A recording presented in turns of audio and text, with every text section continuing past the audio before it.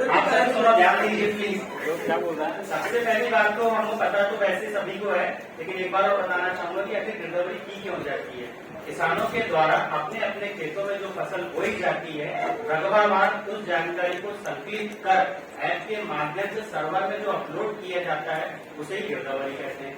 गिरदावरी करने की पहले प्रोसेस ऐसी थी कि हम उसको ऑफलाइन करते थे, लेकिन वर्तमान में उसे अपडेट करके ऐप के माध्यम से किया जा रहा है। लेकिन इस वक्त इस शर्त से ये गिरदावरी 3 चरणों में संपन्न होने वाली है।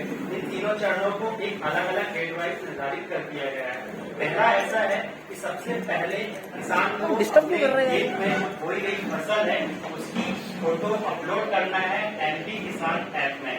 एमपी किसान ऐप में पहले ऐसी सुविधा थी कि जिस नंबर से किसान ने अपने एमपी किसान को रजिस्टर किया है वह केवल अपने ही खेत का रजिस्टर कर सकता था, लेकिन अब एक ऐसा ऑप्शन आ गया है कि अब किसान अपने अलावा भी अन्य खातों को उसमें ऐड कर सकता है। एमपी किसान से अपन 100 नंबर की गिरदावरी कर सकते हैं जी, उसमें आप मल्टीपल नंबर को ऐड कर सकते हैं और आप जिन नंबर को ऐड करेंगे वहां पे जाकर आपको फोटो खींचना पड़ेगा।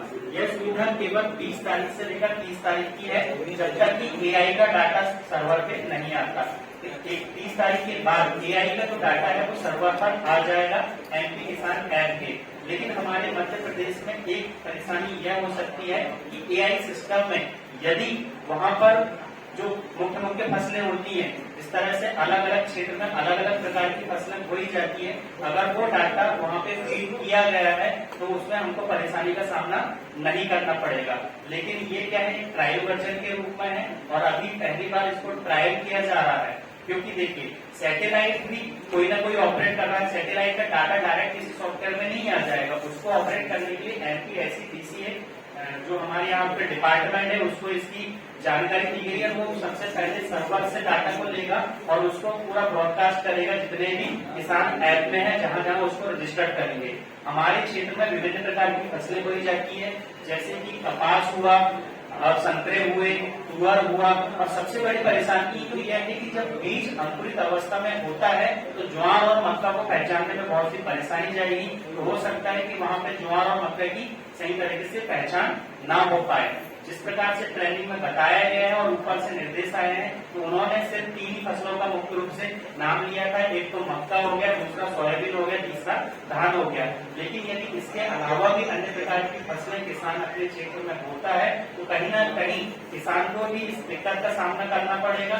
और किसान तो क्या है, उतना ही कर पाएगा जितने उसकी समझ में है। ज्यादातर किसान ऐसे हैं जो अशिक्षित है, जो एंड्रॉइड मोबाइल का उपयोग नहीं करते और उनके तक अगर जानकारी नहीं पहुंच पाती तो इसकी पूरी की पूरी जिम्मेदारी हम पटवारियों को उठाना पड़ेगा, क्योंकि शासन के स्तर पर यदि कोई भी काम छूट जाएगा गिरदावरी में तो पूरी की पूरी जिम्मेदारी पटवारी की है।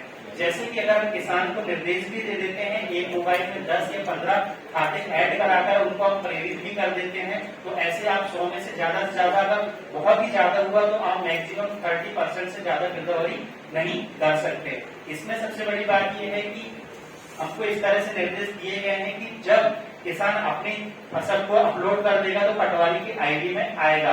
पटवारी के पास 2 ऑप्शन रहेंगे कि वो आर्टिफिशियल इंटेलिजेंस अर्थात उपग्रह के द्वारा जो जानकारी अपलोड करके भेजी गई है उससे सहमत है या किसान की फसल से सहमत है। वहाँ पर दोनों ऑप्शन हमारे पास रहेगा, हमको सहमत करना है। उसके लिए पटवारी को फील्ड में जाने की जरूरत नहीं है, क्योंकि उसके लिए किसान ने पहले ही फील्ड में जाकर उसकी फोटो खींच लिया है।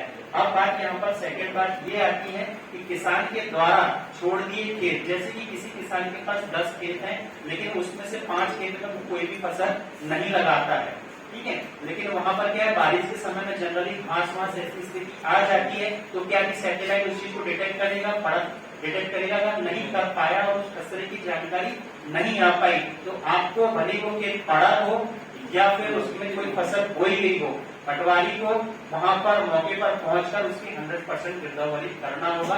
ये पटवारी की जिम्मेदारी है। ऐसे निर्देश मिले हैं कि अगर किसान उसको भरता नहीं है और आर्टिफिशियल की गलती के कारण या आर्टिफिशियल कुछ फसलों को छोड़ देता है जहाँ की फसल नहीं आती है, उन फसलों को भी पटवारी को वहां पर जाकर मौके पे जियो फेंस के द्वारा 100% रिकवरी करना है। इसलिए अलग अलग डेट को निर्धारित की गई है। तो इसमें किसान के लिए 25 दिन का समय दिया गया है।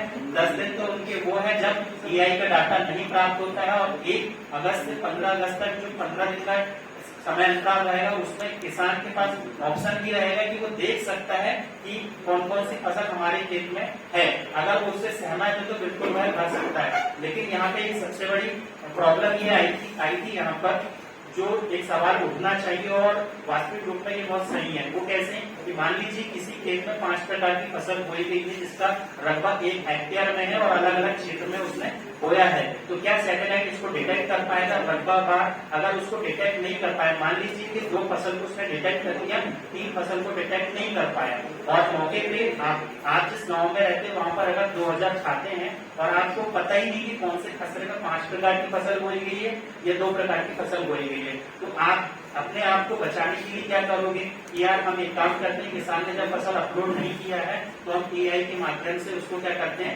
AI से सहमत हो जाते हैं, जिससे हमको भी वहाँ पे जाना नहीं पड़ेगा। लेकिन ये एक परेशानी का कारण हो सकता है। परेशानी कारण इसलिए हो सकता है क्योंकि हम तो केवल AI के पास गए हैं, AI के साथ सहमत होकर गए हैं, लेकिन किसान ने वहाँ पर भिन्न भिन्न प्रकार की फसलें बोया है, तो क्या इसकी पहचान संभव है? अभी AI सिस्टम जैसे कि एक ट्रायल बजट के रूप में उपयोग में लाया जा रहा है, लेकिन ये 100% तभी डिटेक्ट करेगा ना जब उसके पास कोई निर्देश जाए। जैसे कि आप सभी को पता है, सभी टेक्निकल यहाँ पर फील्ड से रिलेटेड है, जब तक कि किसी सॉफ्टवेयर में कोई कमांड नहीं दी जाती, जब तक कि कोई वहाँ पे डाटा भेजा नहीं जाता, ऑटोमेटिक ना तो कोई सॉफ्टवेयर ऑपरेट करता है ना तो सैटेलाइट ऑपरेट करता है। सैटेलाइट पूरी चीज को चिन्हित कर लेगा, लेकिन उस चीज की पहचान भी करेगा कि कौन सी फसल मक्का की है, कौन सी ज्वार की, कौन सी फली की है, कौन सी सोयाबीन है। इस चीज के लिए क्या है कि डाटा सर्वर में अपलोड होना जरूरी है। एक सवाल जैसे कि हमें पूछना चाहिए उनसे और हमारी तरफ से ऐसा होना चाहिए कि हमें हमारे जो क्षेत्रीय क्षेत्र में आ रही है फसलें, उनकी एक सूची बना लिया। जब उनकी एक सूची बना लेंगे, उनकी सूची को हमारे माध्यम से, जैसे तहसीलदार माध्यम से हम जिले में प्रेषित करेंगे, तो हमारे जो SRR ऑफिस है वहां से CRR ऑफिस को उस जानकारी को प्रेषित की जाएगी कि हमारे क्षेत्र में किस प्रकार की फसलें बोई जाती है। आप इनको चिन्हांकित करें और इनको चिन्हांकित करने के बाद आप सैटेलाइट में इस चीज का डाटा अपलोड करें ताकि आसानी से उस प्रकार की फसलों को भी पहचान किया जा सके। तो इससे एक बहुत बड़ी परेशानी सॉल्व हो सकती है आने वाले समय के लिए, ताकि नंबर ऑफ जितने खेते हैं, अगर उन खेतों की फसलों को आसानी से डिटेक्ट किया जा सकता है तो हमें सैटेलाइट अर्थात AI के माध्यम से जाने में कोई दिक्कत नहीं होगी। लेकिन प्रारंभिक स्तर पर ये अभी ट्रायल वर्जन के रूप में उपयोग किया जा रहा है। अगर ये सफल हो जाता है तो इसका सबसे बड़ा बेनिफिट ये है कि आने वाले 2 से 3 साल के बाद जब ये पूर्णतः सक्सेस हो जाएगा, अगर सैटेलाइट की एक्यूरेसी 100% उसमें हो जाएगी, तो इसमें किसान का रोजगार भी हट जाएगा। सिर्फ पटवारी के पास उसको अप्रूव करने का ऑप्शन रहेगा, पटवारी एक स्थान पर बैठ उसको अप्रूव कर सकता है। लेकिन वर्तमान में बहुत सी ऐसी दिक्कतें आती है जिनके लिए जियो फेंस अनिवार्य कर दिया गया है। और आप सभी को पता है कि जो डाटा गिरदावरी का भरा जाता है उसको विभिन्न प्रकार से केंद्र सरकार और राज्य सरकार उपयोग करती है। अगर फसलों का पंजीयन कराना है उसके लिए इसके डाटा की आवश्यकता होती है। कृषि संबंधी बहुत सी योजनाएं होती है जिनके लिए इसके डाटे की आवश्यकता होती है। अगर उसे फसल बीमा कराना है तो डाटा की आवश्यकता होती है। और मल्टीपल रूप में कृषि उद्यानिकी और अन्य क्षेत्रों में भी इसका उपयोग करते हैं। इसलिए गिरदावरी बहुत ही महत्वपूर्ण चीज है।